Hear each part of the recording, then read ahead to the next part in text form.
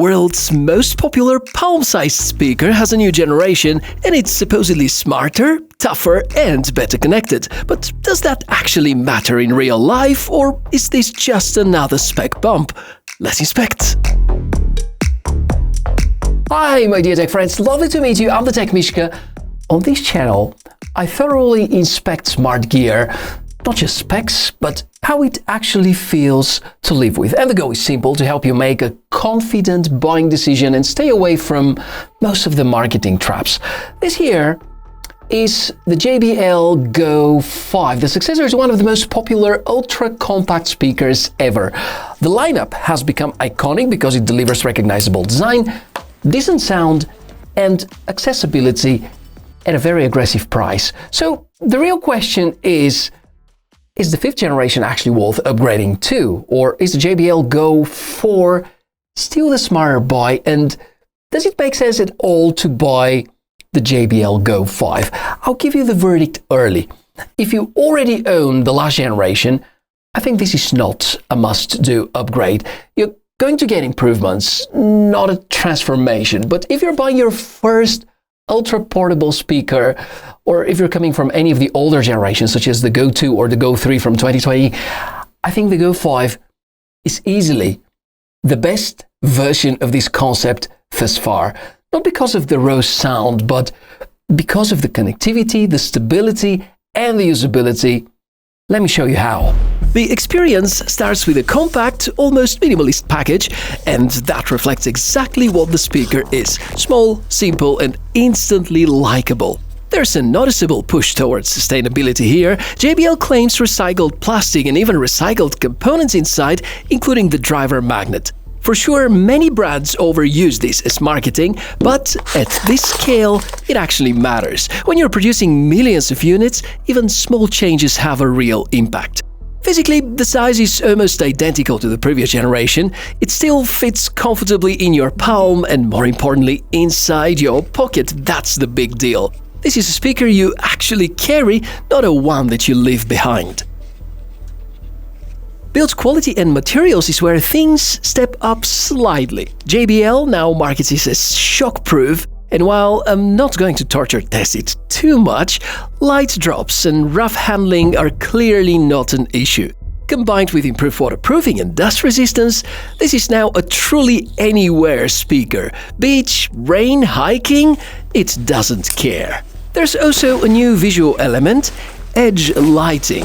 Not RGB, no flashy colors, just subtle patterns, more of a design accent than a functional feature.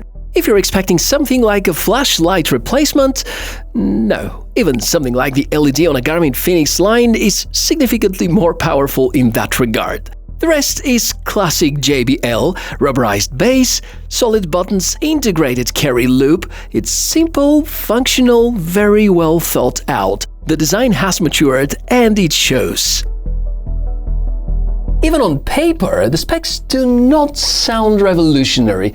You're getting the same 1.75-inch driver with around 4.8 RMS output, which is basically the same class as the previous generation, just slightly optimized. So you shouldn't expect a massive jump in loudness or bass. You're just not going to get such. But there's an important part, and an upgrade which actually matters a lot: the LC3 codec support, which is part of the Bluetooth LE stack, which comes with the newer Bluetooth generations and focuses on efficiency rather than brute bandwidth. And in simple terms, it maintains better audio quality when signal connections are not as good. Okay, let's try this out. I'm going to start playback. There you go, you can hear now. I'll take the speaker with me, and we're going downstairs. So playback is still very smooth. Outside the room, that's one floor down. And playback is still very stable, although there's a pretty thick concrete in between. One floor down, which makes two floors and two very thick concrete walls. No drop at all. Okay, and now let's go down.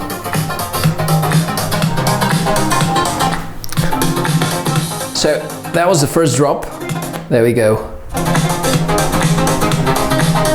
So we're almost 3 floors down. Apparently the LC3 codec is a great idea. It's not something that magically extends your range, but certainly has a very positive impact on stability, because where other speakers would drop and cut out, this one remains very stable. That's a very practical upgrade.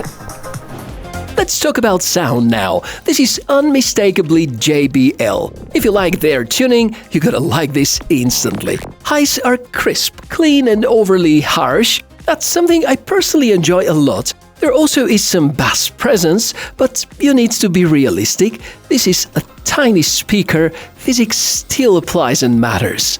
Placement rules are really important. Put it near a wall, inside a corner or on a solid surface, and suddenly it feels much bigger than it is. That's where you get that wow effect. But in order to stay grounded, this won't replace a proper speaker setup, and it's not meant to. What it does offer is surprisingly enjoyable sound for the size, and that's exactly what this category is all about. Should we analyze the connectivity features, you're gonna notice that Go 5 becomes more than just a speaker. JBL continues to build the ecosystem, and that works well. You can link it now with other JBL speakers, regardless of model, as long as they support the same feature, which gives you some sort of flexibility. If you get 2 Go 5 units, pairing them in stereo is extremely easy thanks to this dedicated button, the so-called Air Touch feature. No complicated setup, just press and go. The integration with iPhones is seamless, and you can see how easily it linked to my Android device, so overall connectivity feels very polished. One downside though, there is no 3.5mm audio jack. You can technically use the USB Type-C for audio input, but realistically, very few people will do that. The battery life is better than Go 4, still not perfect though. In real-world use, I get between 5 and 6 hours at moderate volume. JBL claims up to 8 hours, but that's under ideal conditions. There is also the Playtime Boost mode. Turn it on and it cuts bass almost entirely.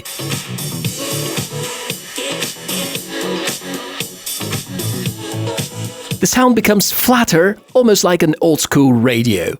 But you do gain roughly 20% more battery life. The JBL app gives you access to firmware updates, equalizer settings, and some visual customizations for the lighting. You get a few presets and a custom equalizer, which is always nice to have, even if most people will set it once and forget about it. Oh, and the app doesn't enforce registration or activation. Thumbs up for that. Now, let's talk about the drawbacks. There is no inbuilt microphone, no proper flashlight functionality, and no dedicated audio 3.5mm port. These are not deal breakers, but are things you should be aware of before buying. So here's my final conclusion. If you only care about raw audio, this upgrade doesn't change much. The difference between Go 4, or maybe even the Go 3 released back in 2020, and the Go 5 is not dramatic in sound alone, but if you care about the reliability, about the connectivity, the battery life, and the overall usability, I think the Go 5 is clearly the better product. It's not a complete redesign, it's more of a platform upgrade. Better stability, smarter features, slightly better battery handling, and of course the improved durability, which I liked really a lot. So if you already own the Go 4, keep it. You're getting about 80% of this experience already. If you're coming from any of the older generations or buying your first ultra-portable speaker, I think the Go 5 is the one you should get. Because this size, with this level of connectivity, polish and price, there's really nothing better right now. And that's exactly why the series remains so popular. And as always, my advice would be don't buy tech you don't actually need. Buy it because you kind of feel that it's going to add some value to your life. And if you've already decided that the Go 5 is the one for you, please consider using my affiliate link, which is posted in the description below the video. It costs you nothing, but directly supports the channel and my work here, and allows me to make more honest, in-depth reviews like this one. Thank you very much for watching. I'm the TechMishka. Gonna see you in the next one. Bye.